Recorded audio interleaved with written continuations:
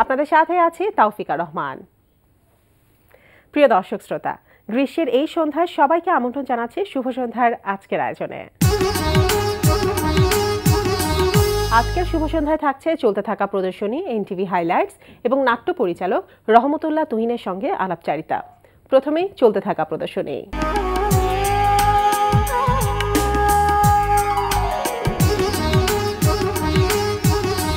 শুরুতেই জানিয়ে দিচ্ছি ঢাকার বিভিন্ন গ্যালারিতে চলতে থাকা প্রদর্শনীর সময়সূচি। ধানমন্ডির আলিয়াস ফসেসের লা গ্যালারিতে প্রদর্শিত হচ্ছে আলোকচিত্রী জিএমবি আকাশের আলোকচিত্র প্রদর্শনী unseen in our side Dalits in Bangladesh. বিকাল ৩টা থেকে রাত ৯টা এই সময় প্রদর্শনী চলবে ২৯ এপ্রিল পর্যন্ত। ধানমন্ডি শিল্পাঙ্গন গ্যালারিতে অনুষ্ঠিত হচ্ছে রুহুল করিম রুমির একক চিত্রকলা প্রদর্শনী প্রক্সিমিটি অফ লাইফ। প্রতিদিন বিকাল ৩টা থেকে রাত ৮টা এই সময় প্রদর্শনী চলবে ৫ মে পর্যন্ত। মোহাম্মদপুর কলা কেন্দ্রে প্রদর্শিত হচ্ছে মুন রহমানের একক চিত্রকলা প্রদর্শনী ফেস টু ফেস। বিকাল ৫টা থেকে রাত ৮টা এই সময় প্রদর্শনী চলবে ২৪ এপ্রিল পর্যন্ত। দেখছিলেন চলতে থাকা প্রদর্শনীর সময়সূচি। এবার এনটিভি হাইলাইটস।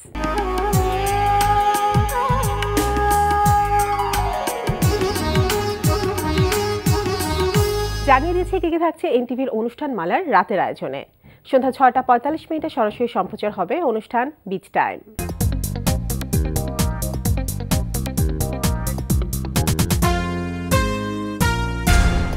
রাত ৮টা ২০ মিনিটে থাকছে এজাজ মুনার রচনা ও পরিচালনায় ধারাবাহিক নাটক আস্থা। ওকে এভাবে না বললেই খুশি হব না। ঠিক আছে, বলবো না, কিন্তু এখন উনি কেন? আমি জানি না, সেটা উনিই ভালো বলতে পারবেন। কই উনি তোমার সামনে? না, বাবার সাথে কথা বলছেন টেবিলে।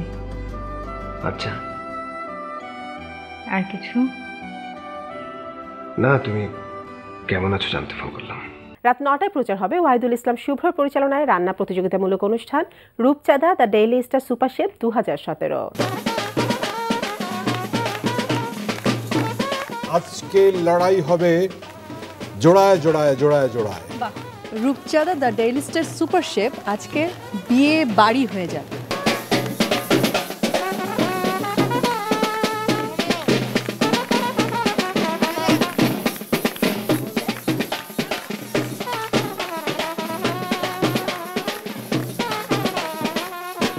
রাত 11:30টায় সরাসরি সম্প্রচার হবে জাহাঙ্গীর চৌধুরীর প্রযোজনায় লোকসঙ্গীতের অনুষ্ঠান মাটির গান।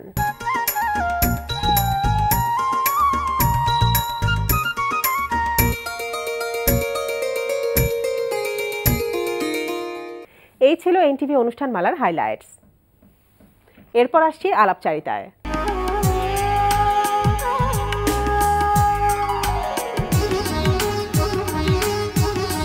প্রিয় দর্শক, আমাদের আজকের অতিথি নাট্য পরিচালক রহমতুল্লাহ তুহিন। চলুন কথা বলি তার সঙ্গে। শুভ সন্ধ্যা। শুভ সন্ধ্যা। কেমন আছেন? ভালো। তো এখন পর্যন্ত বেশ কিছু জনপ্রিয় নাটক আমরা আপনার কাছ থেকে পেয়েছি। তো এখন কেমন ব্যস্ত সময় কাটছে এই নাটককে নিয়ে? কি কি কাজ করা হচ্ছে? বর্তমানে আমি 3টা সিরিয়াল নিয়ে এই মুহূর্তে ব্যস্ত। 3টা সিরিয়ালের মধ্যে একটা সিরিয়াল প্রায় 26 পর্ব আমি কমপ্লিট করে একটা চ্যানেলের কাছে জমা দিয়েছি, যেটা যখন কখনো, এটা সোহান লিখছে, সোহান খান। আর আরেকটা সিরিয়াল নাম হচ্ছে talk of the town, Shantanu, Shafiqur Rahman Shantanu ও লিখছে। ওটা প্রায় 120 পর্ব পর্যন্ত আমার শুটিং প্রায় শেষ, যেটা পরবর্তী মানে ওটা নিয়ে একটা ব্যস্ততা আছে। আরও একটা সিরিয়াল আছে, সেটা করছি, নাম হচ্ছে কক্ষ নাম্বার 52, লিটু শাকাওয়াত লিখছে। এই 3টা সিরিয়ালের পাশাপাশি এই 3টা সিরিয়াল শেষ হবে এরকম একটা জায়গা থেকে আবার নতুন 2টো সিরিয়াল নিয়ে আমি ভাবছি। সেই জায়গাটা থেকে এই 3টা সিরিয়াল, যেমন কক্ষ নাম্বার 52 এবং টক অফ দ্য টাউন, যখন কখনো, একেবারে 3টা ধরনের। আচ্ছা, তো এইগুলোতে কি মানে সমাজের বিভিন্ন দিক তুলে উঠেছে না পরিবারের গল্প? কি বিষয় নিয়ে আসলে? একেবারে আলাদা আলাদা। আমি যেটা সবসময় ট্রাই করেছি যে একটা গল্পের সাথে একটা গল্পের যেন মানে যতটা পারা যায় দূরত্ব থাকে, তাহলে কাজ করে মজা পাওয়া যায়। সেই জায়গা থেকে কক্ষ নাম্বার 52 একেবারে ডিফারেন্ট একটা মানে এটা ভাষা কেন্দ্রিক, যে আমরা যে আঞ্চলিক ভাষাগুলো আছে আমাদের দেশে বিভিন্ন অঞ্চলে যে ভাষা, সেখান থেকে এসে আমরা যখন মোটামুটি প্রমিত বা শুদ্ধ ভাষায় কথা বলার ব্যাপারটা থাকে, তো অনেকেই চিটাগং বা রাজশাহী বা কুমিল্লা বা অনেক জায়গা থেকে এসে দেখা যায় যে শুদ্ধ করে ভাষাটা ঠিক ওইভাবে শুদ্ধ করে ভাষাটা বলতে পারে না। তো এই গল্পটার মধ্যে খুবই এটা একটু কমেডি প্লাস মানে একটা মেসেজ এবং এন্টারটেইনিং যথেষ্ট মনে করি আমি, যে ওই বিভিন্ন অঞ্চল থেকে আমি প্রায় 7টা অঞ্চলকে নিয়েছি বাংলাদেশে। 7টা অঞ্চলের যে অভিনেত্রী যারা অভিনয় করছেন, এক একটা অঞ্চলে এক একজন, আমি অভিনেত্রী যারা অভিনয় করছেন তাদেরকে ওই অঞ্চলের যারা তাদেরকেই নিয়েছি, যাতে তারা ওই উচ্চারণটা ভাষাটা, আঞ্চলিক ভাষাও তো একটা শুদ্ধতা আছে না, সেই শুদ্ধ করে ভাষাটা বলতে পারে। কারণ দেখা যায় যে একজন অভিনেতা যে হয়তো বরিশালে কিন্তু সে চিটাগংয়ের ভাষায় অভিনয় করছেন, তখন ওই আঞ্চলিক ভাষাটাতে তার কাছে অনেক সহজলভ্য না, অভিনয় করতে হচ্ছে, তাকে শিখতে হচ্ছে, এবং ন্যাচারাল জিনিসটা অবশ্য থাকবে না হয়তো অভিনয় করতে গেলে। সেই জায়গা থেকে আমি এই নাটকটা করতে গিয়ে ট্রাই করেছি যে শিল্পী বাছাইও যে যে অঞ্চল থেকে এসছেন তাকে সেই অঞ্চলের ভাষা নিয়ে, মানে সে অভিনয় করছেন সেই অঞ্চলের ভাষা নিয়ে, এবং তারা সবাই এসছেন একটা ইনস্টিটিউটে এবং সবাই মিলে শুদ্ধ করে ভাষা শিখতে চান। সেই জায়গাটা থেকে গল্পটা শুরু, এবং এর মধ্যে অনেক মেসেজ আছে, এর মধ্যে অনেক এন্টারটেইনিং পার্ট আছে। আর একটা গল্প টক অফ দ্য টাউন, এটা একটা পারিবারিক গল্প কিন্তু একটু কমেডি হালকা। আমি খুব বেশি কমেডি অনেক যে ভালো করে বানাতে পারি তা না, কিন্তু গল্পটা যদি কমেডির ওই ব্যাপারটা থেকে যায় বা গল্পের মধ্যেই থাকে তখন আমি চেষ্টা করি ওটা বানাতে। সেই জায়গাটা থেকে ওই গল্পটা টক অফ দ্য টাউন আমার একটা পারিবারিক গল্প কিন্তু একটা কমেডি ঘরানা। আর যখন কখনো যেটা হচ্ছে, যেটার মধ্যে আছে একটু সাসপেনশন প্লাস পারিবারিক, মিক্স করে একটা গল্প, মানে বলা যায় 3টা নাটক আসলে 3টা ভিন্ন ভিন্ন গল্প নিয়ে করা আর কি। আচ্ছা, এটা নিয়ে একটা ব্যস্ততা চলছে। পাশাপাশি আমি আমার অনেক দিন আগে করেছিলাম আমি বাচ্চাদের নিয়ে কাজ, এবং অনেক দিনের শখও ছিল আমার যে বাচ্চাদের নিয়ে করব। তো আমি নতুন বাচ্চাদের নিয়ে একটা এক্সপেরিমেন্টাল কাজ করার জন্য আসছি, যে বাচ্চাদের নিয়ে বলতে একটা সিরিয়াল নাটক, কিন্তু সেটার মধ্যে বাচ্চারা এনজয় করবে, পাশাপাশি জানবে অনেক কিছু তার মধ্যে দিয়ে, যে বাংলাদেশের আমাদের ছোট থেকে বড় হওয়ার যে বাচ্চাদের যে গ্রোথ টাইমিংটা, যে আস্তে আস্তে জানা, ন্যাশনাল ডে সম্বন্ধে জানাবো হোক, বা আমাদের পহেলা বৈশাখ সম্বন্ধে জানা হোক, আমাদের একটা ভালো পাখি সম্বন্ধে জানা হোক, ইলিশ মাছ সম্বন্ধে জানা হোক যে জাতীয় মাছ, বা এই ধরনের বাচ্চাদের শিক্ষণীয় বা ডকুমেন্টারি ড্রামা টাইপের না, এটা একটা নাটকই, কিন্তু নাটকীয়তার মধ্যে দিয়ে গল্পগুলো যে প্রধান ভূমিকায় কি বাচ্চারাই থাকবে নাকি? প্রধান ভূমিকা বাচ্চারা থাকছে, সাপোর্টিং এ ওখানে আমি যেভাবে প্ল্যান করেছি, আইসু ইসলাম, আসাদিন, তেকাব দিনার, তারপরে নাদিয়া, এই ধরনের অনেকেই অভিনেত্রী থাকছেন, কিন্তু মূল চরিত্রগুলো বাচ্চারা থাকছে। এই ধরনের ভাবে আমি একটা চিন্তা করে এটা নিয়েও একটু ব্যস্ততা যাচ্ছে। তো ধারাবাহিক নাটকের কথাও শুনলাম, তো 1 ঘন্টার নাটকের কি অবস্থা, সেটাও কি করা হচ্ছে? হ্যাঁ, 1 ঘন্টা পাশাপাশি করি। মূলত আমি ধারাবাহিক নাটক বেশি করি, 1 ঘন্টা কাজ যে করি না তা না, অনেক করেছি। আমাদের এনটিভিতেও গিয়েছে 1 ঘন্টা, আপনাদের এনটিভিতে, এই চ্যানেল এনটিভিতেও গিয়েছে 1 ঘন্টার নাটক। সাগর জাহানের লেখা যত দূরে যাবে বন্ধু একটা নাটক ছিল, আরও কতগুলো গিয়েছে। সো আমি যেটা হচ্ছে 1 ঘন্টার নাটক, মূলত 1 ঘন্টার নাটক হোক আর ধারাবাহিকই হোক, কোনো পার্থক্য নেই যে 1 ঘন্টা করা যাবে না, কিন্তু 1 ঘন্টার জায়গা হচ্ছে স্লট চ্যানেলগুলোতে একটু কম, ধারাবাহিকই বেশি। 1 ঘন্টা নাটক মূলত করা হয় স্পেশাল ডেতে, ঈদের সময়, পয়লা বৈশাখ, ভ্যালেন্টাইন ডে, এই ধরনের জায়গাগুলোতে বেশি করা হয়। সো ওই সুযোগটা আমরাও নেই, আমরাও চেষ্টা করি ওই সময়গুলোতে আমাদেরও পার্টিসিপেশন থাকুক, 1 ঘন্টা নাটকে সুযোগটা তখন থাকে, তখন ওই সময়গুলোতে 1 ঘন্টা নাটক। আচ্ছা, তো মাত্র তো পয়লা বৈশাখ শেষ হলো, যদিও বৈশাখের আমেজ এখনো আছে, সামনে ঈদও চলে আসছে খুব তাড়াতাড়ি, কাজ তো শুরু হয়ে গিয়েছে নিশ্চয়ই, সেটাও তো ব্যস্ততা চলছে। আমি মনে করি এবার আমার মনে হচ্ছে যে অনেক বছর পরে আমার মনে হচ্ছে যে এবার ঈদের জন্য নাটক তৈরির যে কাজ তারাটা, সেটা আবার অনেক আগে থেকে শুরু হয়েছে, যেটা খুব দরকার ছিল। আমরা প্রত্যেক বছরই কাজটা করতে গিয়ে শেষ মুহূর্তে গিয়ে হুলস্থুল লেগে যায়, আর্টিস্টদের অনেক বিপদে পড়ে, তারা একজন অভিনেতা বা একজন অভিনেত্রী কতজনকে শিডিউল দিবে, সবারই চাহিদা থাকে অনেকের প্রতি, তো যে কারণে আগে থেকে করা ভালো ছিল। এবার আমি দেখলাম যে হ্যাঁ, আমরা অনেক আগে থেকে প্রস্তুতি নিতে পারছি, এবং এখন থেকে ঈদের কাজ, কোথাও গল্পর ভাবনা, কি গল্প করব সেটা নিয়ে আলোচনা হচ্ছে, কোথাও কাদেরকে নিয়ে বানাবো, অভিনয় করবেন কারা সেটা নিয়ে আলোচনা হচ্ছে, কোথাও বাজেট নিয়ে কথা হচ্ছে। সো অনেক আগে থেকে শুরু হয়েছে এখন থেকেই, যেটা আমি মনে করি অনেক গুড সাইন, যেটা পরবর্তীতে এটা কন্টিনিউ হওয়া উচিত। যদি অনেক সময় আছে তবু জানা যাচ্ছে যে ঈদে কি আপনার কাছ থেকে ধারাবাহিক নাটক না 1 ঘন্টার নাটক না টেলিফিল্ম কি পেতে যাচ্ছি? ঈদে আমি প্ল্যান এখন কি হয়ে গিয়েছে? কিছুটা হয়েছে, কিছুটা যেটা এখন পর্যন্ত হয়েছে যে 1 ঘন্টা নাটক, সেটা আমার সাথে আমি করছি। 6 পর্বের, ইদানিং ঈদের সময় 6 পর্বে একটা ট্রেন্ড চালু হয়েছে যে 6 দিন ব্যাপী 6টা পর্বের কাজ। গত বছর আমি করেছিলাম, এবারও আমি ওইরকম 6 পর্বে একটা কাজ করছি। যে একটা সময় কিন্তু ধারাবাহিক নাটক 1 ঘন্টা নাটকটা অনেক বেশি হতো, ধারাবাহিক নাটকটা কম হলো। এখন যেটা হয়েছে, ধারাবাহিক নাটকের সংখ্যা অনেক বেড়ে গিয়েছে, 1 ঘন্টার নাটক আমরা অকেশনালি দেখতে পাচ্ছি। এটাকে আপনি কেমন দেখছেন বা কি মনে হয় কেন এই জিনিসটা হয়েছে? দেখুন, 1 ঘন্টার নাটক তো অনেক পজিটিভ জায়গা থেকে দেখা, কারণ 1 ঘন্টার নাটক হচ্ছে আপনি একটা গল্প দেখতে বসলেন, গল্পটা শেষ হয়ে গেল, আমরা সবাই ব্যস্ত দর্শকের জায়গা থেকে যদি বলি, তো একটা সিরিয়াল ধারাবাহিক নাটক দেখতে গেলে যেটা হয় যে আপনাকে লং থ্রু সপ্তাহব্যাপী এটাকে অপেক্ষা করে দেখতে হবে। কিন্তু 1 ঘন্টা নাটকের মজা হচ্ছে যে আপনি বসলেন, নাটকটা দেখলেন, আপনি এনজয় করলেন, এন্টারটেইন, এটা তো এন্টারটেইনমেন্ট মিডিয়া, তাই না?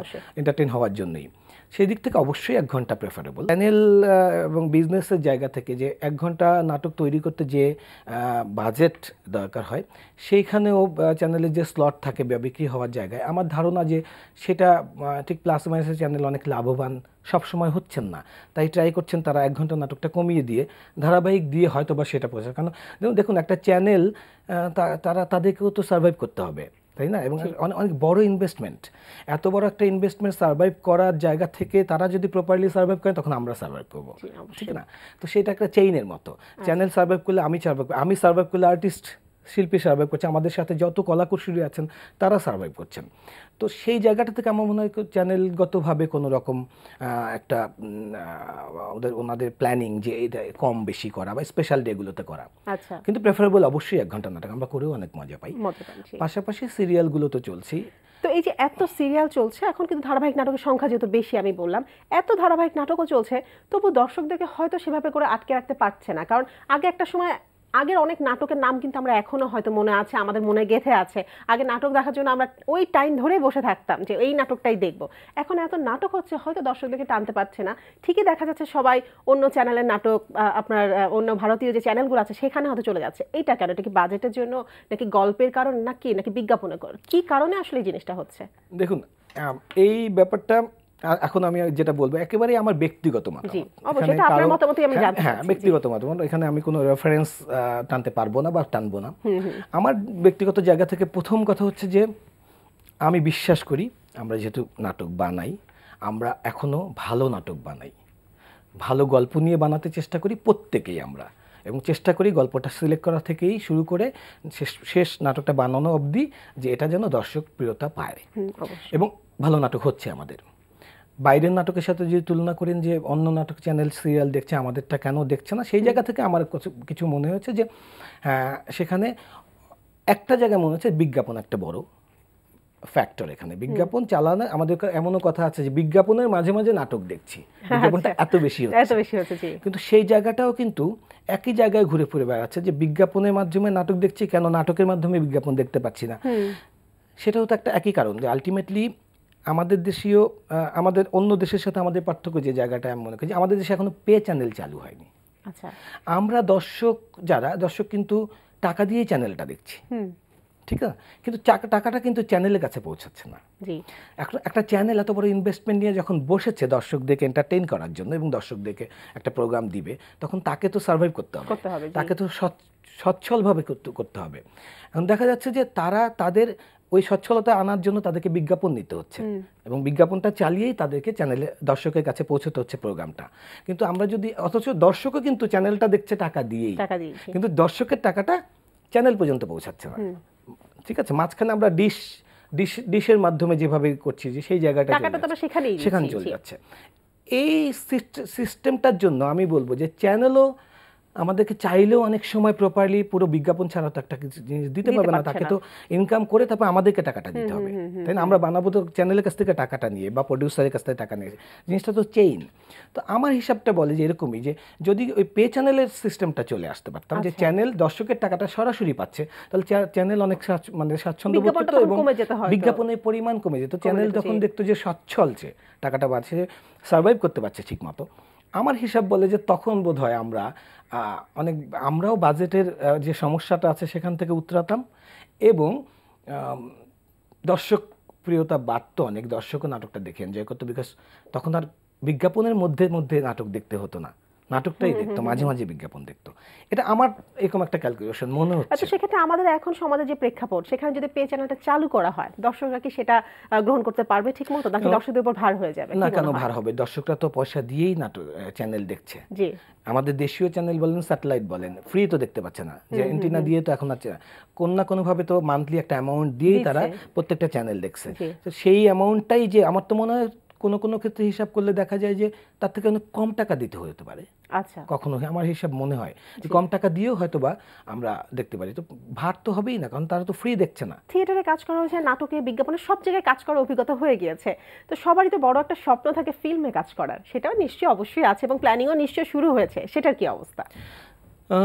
ছবি যেটা হচ্ছে যে ফিল্ম করার অবশ্যই আগ্রহ আছে বা করব, সুযোগ পাওয়ার অপেক্ষা। সুযোগটা কীরকম, যে আমার ফিল্ম বানানোর অভিজ্ঞতা আছে, বাট আমার মনে হয় যে প্রপার প্রডিউসার একটা বড় ব্যাপার, যে প্রপার প্রডিউসার পাওয়া। আর একটু সময় হয়তো নিব, একটু সময় হয়তো নিব। তো কথা বলতে অনেক ভালো লাগছিল। আমরা অনুষ্ঠান একেবারে শেষ প্রান্তে চলে এসেছি। শুভ সন্ধ্যা আসার জন্য অনেক অনেক ধন্যবাদ। ধন্যবাদ আপনাকে। প্রিয় দর্শক, কথায় আমরাও চলে এসেছি অনুষ্ঠানের শেষ প্রান্তে। আমাদের সঙ্গে যোগাযোগের ঠিকানা প্রযোজক শুভ সন্ধ্যা, এনটিভি, বিএসসিসি ভবন, 7 তলা, 102 কাজী নজরুল ইসলাম এভিনিউ, কারওয়ান বাজার, ঢাকা 1215।